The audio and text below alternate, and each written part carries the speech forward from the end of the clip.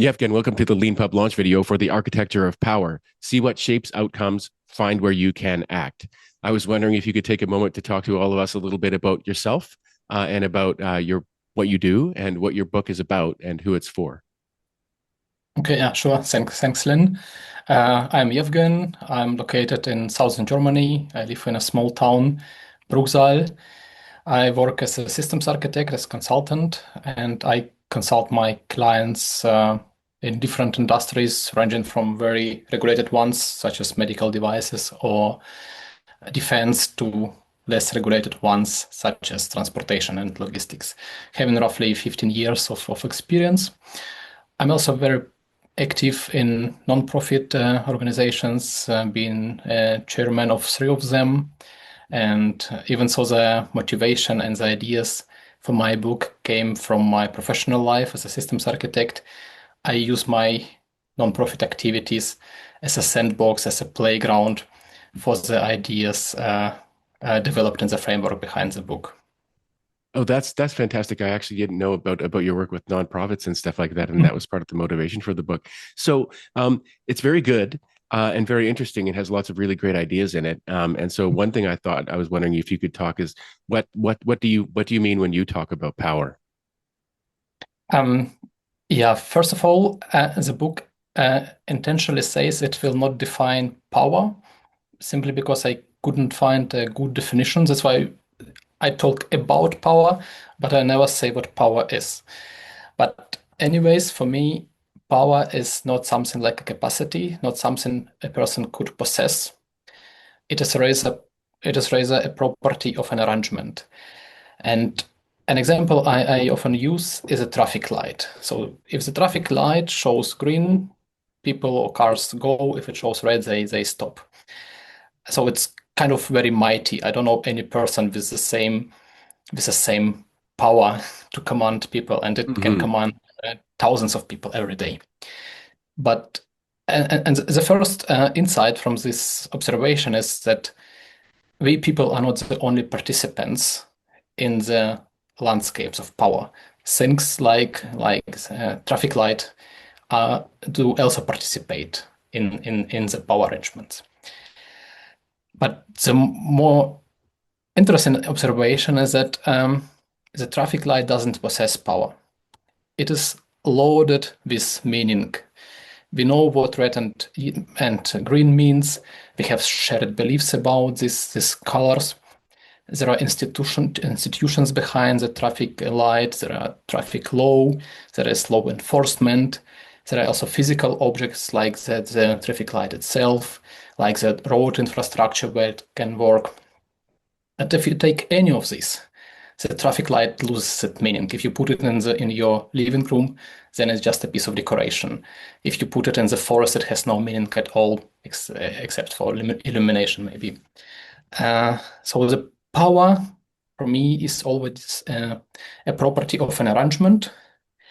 And my goal behind this book was to understand how this arrangement look like. What are the typical entities in those arrangements, how they interact with each other, how to map them, like what is the power arrangement here, and how to show people what are the immediate things they can reach in this arrangement and change, and how those changes will enable next move in the arrangement, with a target goal to understand how to structurally change the arrangement even if the change agent, like initiator, leaves the landscape. So this was my motivation and my research journey that led to the creation of the book.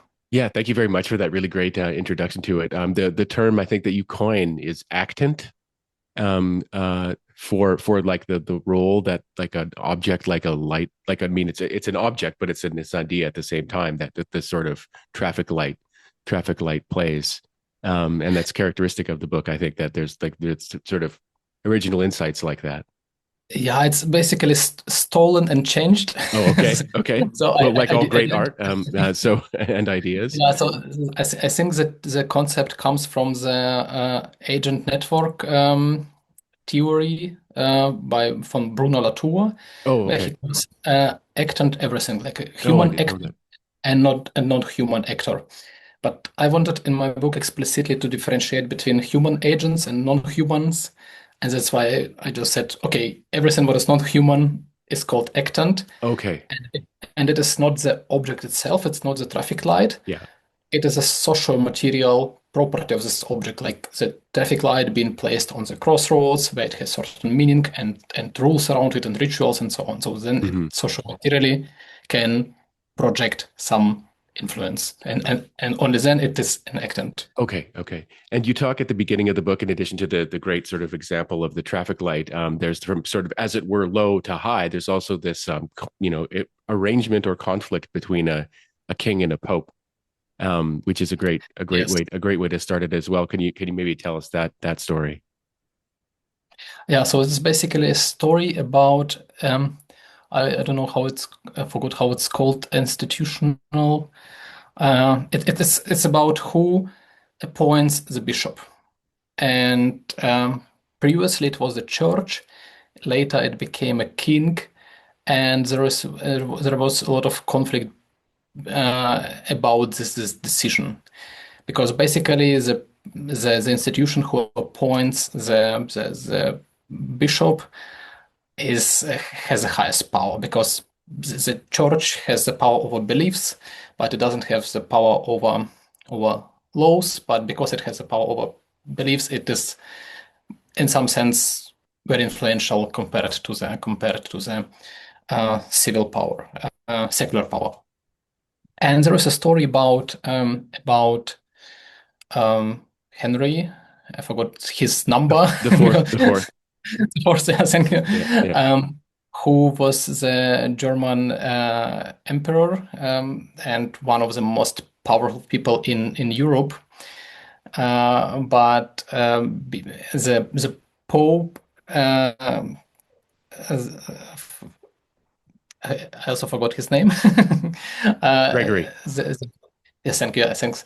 Yeah. The Pope expelled him from the church because because Henry wanted to appoint bishops on his own, and this the most mighty person in Europe, commanding the largest armies, had to travel to the Pope and ask for forgiveness, ask him to forgive him, and it shows how power is not something you can possess. It is really a property of an arrangement. And in that arrangement, you had armies, but you didn't have power over the beliefs of people. And that's why you had less influence and had to go to the Pope. Yeah, it's a really fascinating approach to thinking about power that you sort of um present throughout the book. And the I mean, of course, one thing it does is it makes us ask these kinds of questions. Obviously, a typical thing is to think that the power resides with the person, rather than the kind of arrangement around them, or your attachment, and the attachment that other people have to things. The one example that always comes up to me when I think about the kind of, I guess, the mistaken relationship that people often have to power is property. Um, Ex- there are people who believe that property is real, that something really belongs to me. And it's kind of like, as you were saying earlier, but like if everyone else disappeared, what would that mean? If all the Yeah. other people in the world weren't there anymore, what would it mean that something belonged to you? Um, and if everybody else, like the courts or something, changed their mind about this relationship, then that relationship is changed.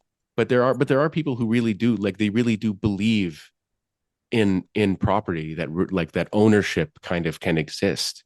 Um, just to take that personal example of mine, what would you say to someone if they were like, no, but it really is mine? How can you say this is just relational?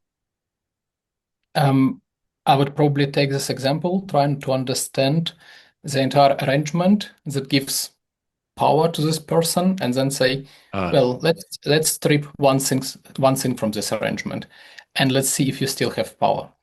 For example, if someone is very influential at work, and what if you don't have your title, like project leader? Would people still follow you because you have such so smart ideas, or no? Or what if you cannot command and budget? would you still have the same influence? And I think examples like this can highlight the relationality of power. Yeah, no, that's actually a very good example, and I love the idea that you bring organizations into it and the sort of everyday kind of work that the workplaces we go to and stuff like that as an example of this. So there's popes and there's traffic lights and there's project leaders as well, and all of this is part of the story of power.